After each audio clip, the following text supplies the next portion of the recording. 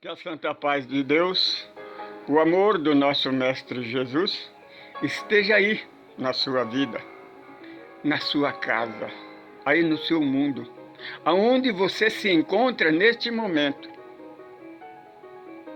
Que a paz de Deus esteja com você.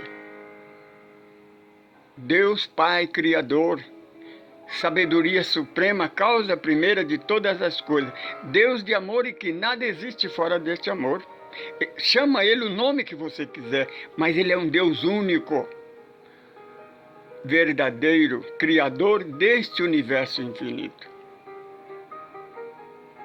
Graças a Deus por Ele, porque neste momento nós estamos gravando mais uma semente de luz. Nós estamos gravando o nosso estudo, o Evangelho de Jesus na luz da doutrina dos Espíritos. Capítulo 7. Bem-aventurado os pobres de espírito. Na semente 5, nós gravamos bem-aventurado os aflitos. Essas duas sementes de luz fazem parte das bem-aventuranças, da carta magna, do estatuto do verdadeiro cristão, que está no Evangelista Mateus, capítulo 5, 6 e 7. O Sermão da Montanha e as bem-aventuranças. É o estatuto, é a codificação, é a constituição do verdadeiro cristão, do verdadeiro evangélico. Se você entrar no nosso estudo Caminho do Amor, Francisco Pedro, Renascer para uma Vida Melhor, parte 6, o Estatuto, nós explicamos isso. Capítulo 7 do Evangelho segundo a luz da doutrina espírita. Bem-aventurado os pobres de espírito. O que é pobre, ser pobre de espírito? É alguém que tem bens material ou falta dos bens material. É da moral que Jesus fala, da reforma íntima, do sentimento. Vamos dar um exemplo. Quando Jesus falava do seu martírio, do seu holocausto, ele percebia que entre os discípulos havia-se uma aglomeração, uma murmuração, porque entre eles ficavam murmurando. E quando ele foi embora, quem é que vai tomar conta? Quem é que vai ser o chefe? Quem é que vai comandar o grupo? Porque ele nos ensina que nós não devemos separar, que nós devemos ficar juntos. Alguém tem que comandar. Então Jesus, percebendo as suas murmurações, chama para si uma criança e disse aos discípulos: olha, quem não se tornar sempre como uma criança, não entrará no reino do céu. Portanto, não pensais que essa chegou a mim, porque deixa que venham minhas crianças, porque delas é o reino do céu. Jesus, ele não estava dizendo que só as crianças entram no céu. Ele estava dizendo que quem não se tornar simples e humilde como uma criança não entra no reino do céu. Segunda parte, a mãe de a viúva de Zebedeu, ela pede a Jesus: Senhor, permita que os meus 2 filhos, porque 2 dos seus filhos eram discípulos de Jesus, que ele senta no teu reino, um à tua direita, outro à sua esquerda. Então Jesus pergunta a ela: poderei eles beber o cálice que eu vou beber? Ela disse: pode, Senhor. Jesus não retrucou, porque Jesus sabia qual morte eles iam morrer. Jesus sabia que lá na frente a igreja ia persegui-lo eles até a morte. E muitos seriam matados à espada, apedrejado, decapitado e crucificado, como crucificaram Pedro de cabeça para baixo.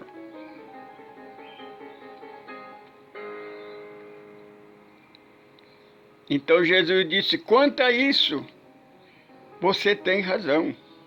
Porém, uma coisa eu digo a você: quanto sentar à minha esquerda ou à minha direita, não compete a mim, mas compete a Deus, nosso Pai.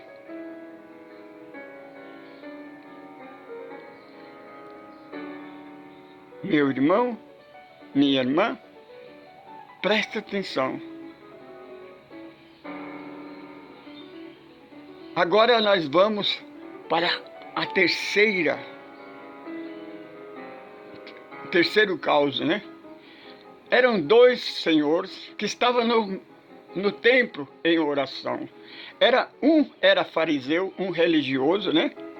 E o outro era Nércio. Era um homem simples.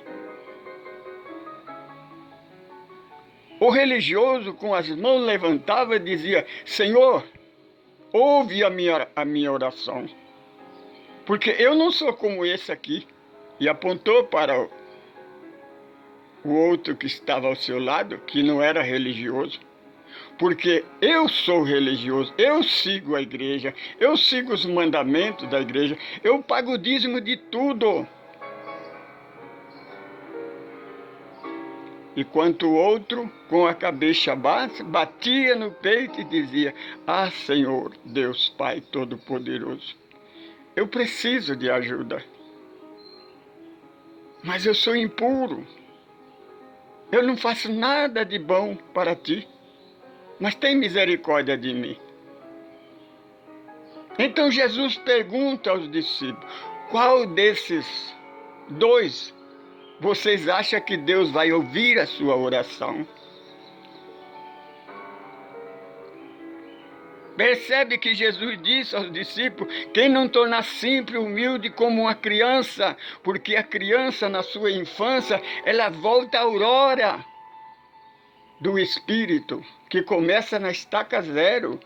Por isso, o esquecimento da reencarnação anterior, para que esqueça a outra vida, torna um espírito simples e humilde, para fazer novamente uma gravação mental, com um novo pai, com a nova mãinha, que vai ensinar um novo proceder, uma nova educação, uma nova cultura.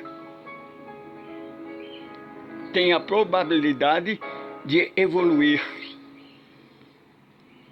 A mãe dos filhos de Zebedeu, percebe, minha irmã, a simplicidade dela.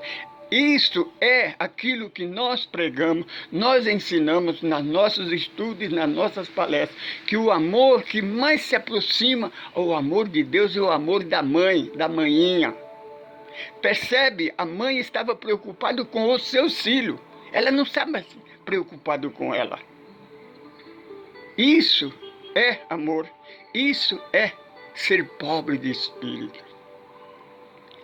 Vamos para o caso, uma história que aconteceu no Brasil em 1971, num canal de televisão, num programa que era referente Quem Tem Medo da Verdade. Era o programa que se chamava O Pinga Fogo. Eles escolhiam uma pessoa que fosse fora do comum, que tivesse algo diferente. Eles então levavam esse programa e escolhia varredores de rua, médico, cientista, religioso, ateu, jornalista, espiritualista. Cada um fazia uma pergunta para aquela pessoa responder. E havia em Pedro Leopoldo, no estado de Minas Gerais, um médium muito simples que estudara só a terceira série do primeiro grau. Estava começando a criar fama por causa de um livro que ele escreveu chamado Parnaso Além Túmulo. ele psicografou vários poetas do Brasil, de Portugal, com as mesmas tendências, a mesma linguagem, a mesma linha de cada um, foram examinados por técnico e tinha certeza que era realmente o espírito daquele profeta, daquele poeta. Então ele chamou a atenção, eles convidaram ele para este programa. E ele foi. O primeiro programa, era a duração de 1 hora. O primeiro programa durou 4 horas, porque deu uma ibope imensa. Parou o Brasil. Porque o homem, aquele homem simples, humilde, sem cultura, respondia perguntas de cientista, de médico, de religioso, de professor, de um simples varredor de rua. Ele respondia sem gaguejar, com ideia raciocinante. O sucesso foi tanto que convidaram ele para um outro programa que de 1 hora durou mais 4 horas. Nesse, convidaram também um pastor evangélico protestante que tinha o maior sucesso na época, porque cada tempo um evangélico protestante cria um sucesso com sua igreja, né? Este era a bola da vez. E uma jornalista perguntou a Francisco Cândido Xavier para ele explicar sobre reencarnação. Então ele começou a responder. Cada um fazia uma pergunta sobre reencarnação e ele respondia. Então convidaram este pastor evangélico protestante para fazer uma pergunta para o Chico. Então, fazendo a pergunta, ele disse: Francisco Cândido Xavier, eu sou um pastor evangélico. Eu tenho uma igreja que é conhecida no Brasil inteiro e toda a América Latina. Eu tenho sobre a minha direção mais de 1.800 almas. Minha igreja tem mais de 1.800 membros. Ele estava humilhando Chico. Porque Chico era simples um grupozinho lá no interior, em Pedro Leopoldo,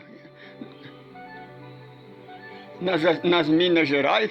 O grupinho dele tinha nada mais do que meia dúzia de trabalhadores. E ele então, depois de fazer a sua biografia, pergunta para o Chico: pergunto para você, quem é que foi a reencarnação de Caim? Caim era um dos filhos de Adão e Eva. Porque, segundo a teoria, ele estava certo, porque o religioso, meu irmão, minha irmã, ele decora a Bíblia, mas não sabe o conteúdo. Se você fazer uma pergunta na razão, ele não sabe responder. Para o religioso, o primeiro casal foi Adão e Eva, porque a igreja não aceitou o primeiro casal criado por Deus. Aceita o que a igreja criou, Adão e Eva. Então, para esse pastor, Caim era o primeiro filho da terra. Então, ele, para ter uma reencarnação, ele teria que ter vivido outra vida. Se ele era o primeiro filho da terra, ele não tinha outra vida. Nessa parte ele tinha razão, nesse pensamento. Chico Xavier, com sua simplicidade, com sua humildade, diante daquela prepotência, daquela arrogância, daquele líder religioso, ele fala calmamente: muito obrigado, querido amigo, pela pergunta. Parabéns pelo seu trabalho, porque eu conheço a sua obra. Sei que é uma obra grande e que você faz um trabalho bonito. Parabéns. Quanto à pergunta, né, porque o entrevistador, né, o que comandava a entrevista, disse para o Chico assim com um tom de ironia, né? Chico, você entendeu a pergunta dele? Porque ele contou quase que uma história para fazer uma pergunta. Você entendeu a pergunta dele? Chico disse, eu entendi. Por isso que Chico disse, eu posso responder a sua pergunta com uma outra pergunta. Você pode explicar para esses seus 1.800 seguidores quem era aquele povo daquela cidade que quando ele foi expulso da sua casa, quando Caim foi expulso da sua casa, ele andou alguns quilômetros, encontrou uma cidade povoada, casou, teve filhos e filhas. Se você, minha irmã, se você, minha irmã, quiser interessado em conhecer essa história, entra na nossa Semente de Luz, Caminho do Amor, Francisco Pedro, Semente de Luz. O que é o homem? Nós contamos essa história.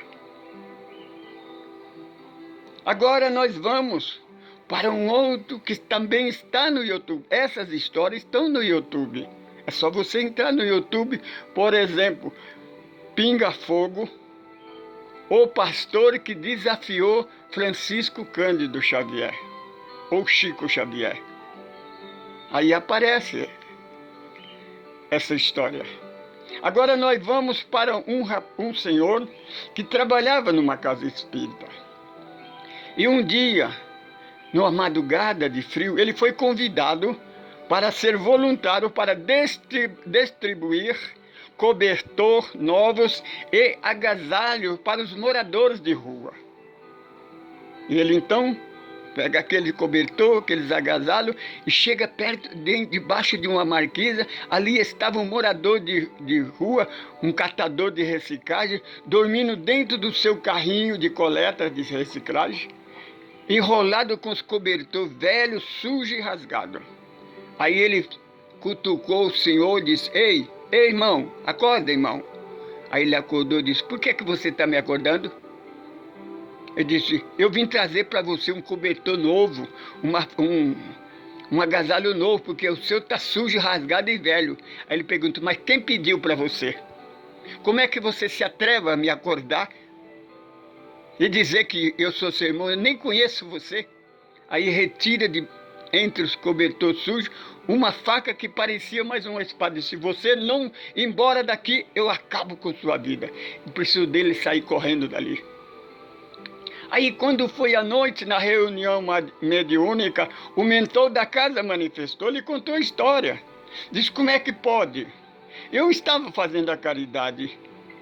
Como eu não tive proteção?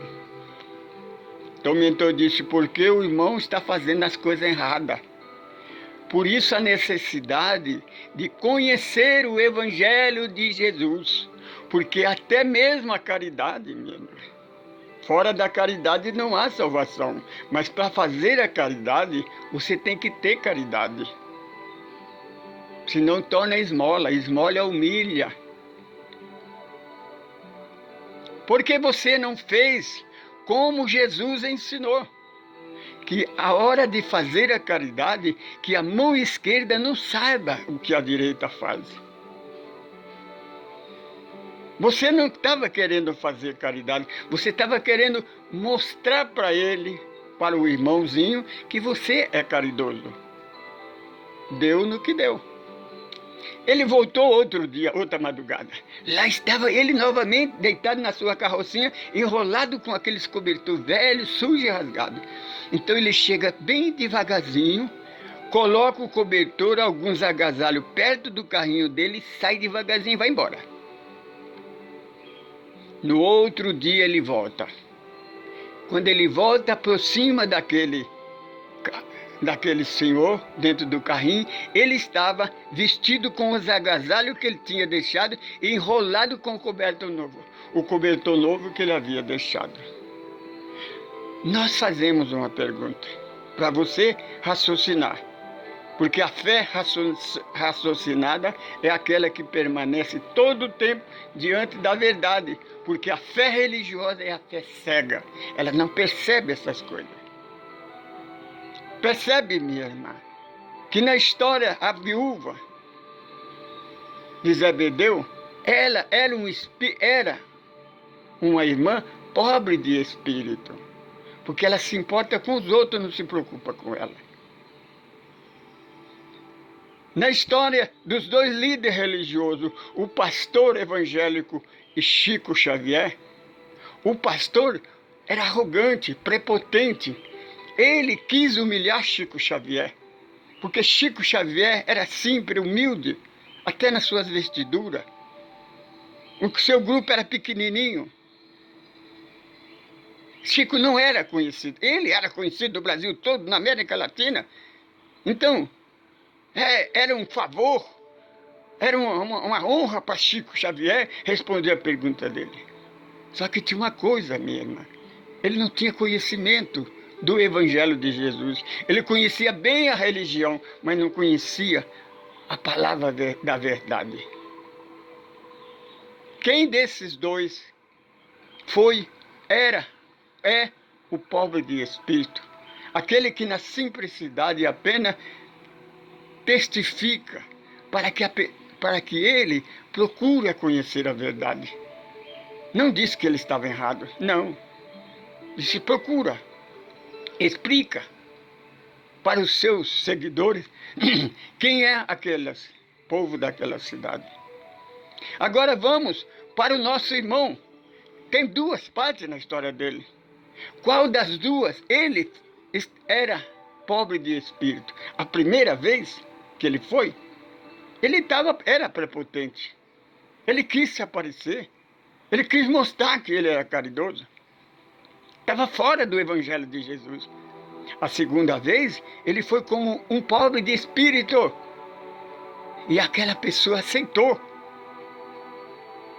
É isso, meu. É isso que Jesus diz. Conhece a verdade que ela te libertará. Porque o Mestre Jesus nos ensina, aquele que conhece o Evangelho, ele sabe disso.